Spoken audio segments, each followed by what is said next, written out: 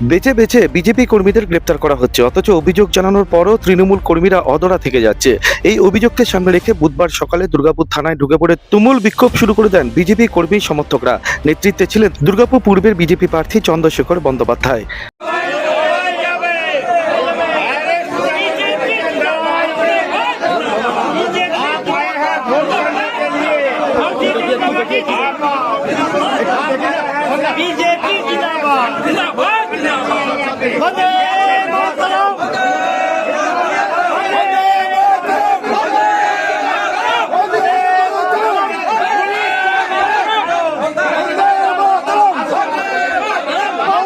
দুর্গাপুর পূর্বে বিজেপি প্রার্থী চন্দ্রশেখর বন্দ্যোপাধ্যায় অভিযোগ, আইনের দিক থেকে পক্ষপাতিত্ব করা হচ্ছে তাদের দলের কর্মী সমর্থকদের সাথে, যেটা নির্বাচন কমিশন ও দলের উচ্চ নেতৃত্বকে জানানো হয়েছে।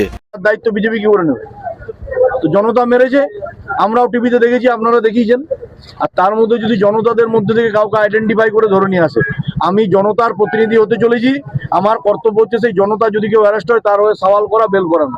তার জন্য সেটস অফ লয়ার আমাদের এসছেন, উকিল বাবুরা আছেন, কোর্টে গিয়ে বেল করাবো এবং তাদেরকে মালা পরিয়ে ঘরে পৌঁছে দিয়ে আসবো।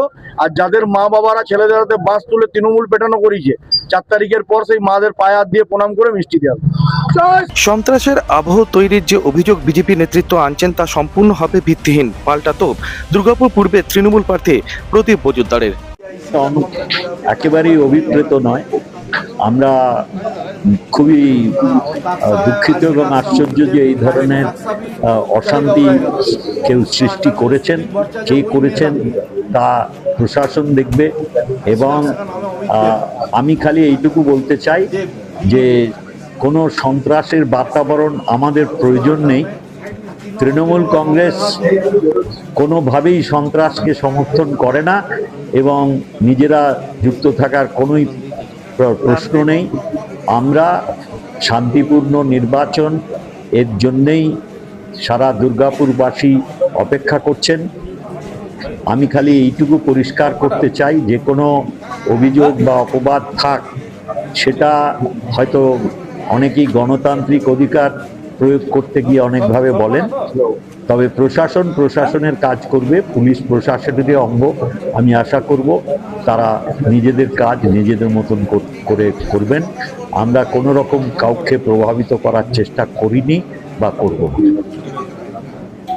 হাড্ডাহাড্ডি লড়াই হতে চলেছে দুর্গাপুর পূর্ব আসনে। একদিকে রয়েছেন রাজ্যের প্রাক্তন মন্ত্রী প্রদীপ মজুমদার, অন্যদিকে রয়েছেন জেলা বিজেপি সহ সভাপতি চন্দ্রশেখর বন্দ্যোপাধ্যায়, যিনি আবার তৃণমূল ছেড়ে বিজেপিতে যোগ দিয়েছিলেন। দুর্গাপুর নগর নিগমের প্রাক্তন বড় চেয়ারম্যান হিসেবেও দায়িত্ব সামলেছিলেন চন্দ্রশেখর বন্দ্যোপাধ্যায়।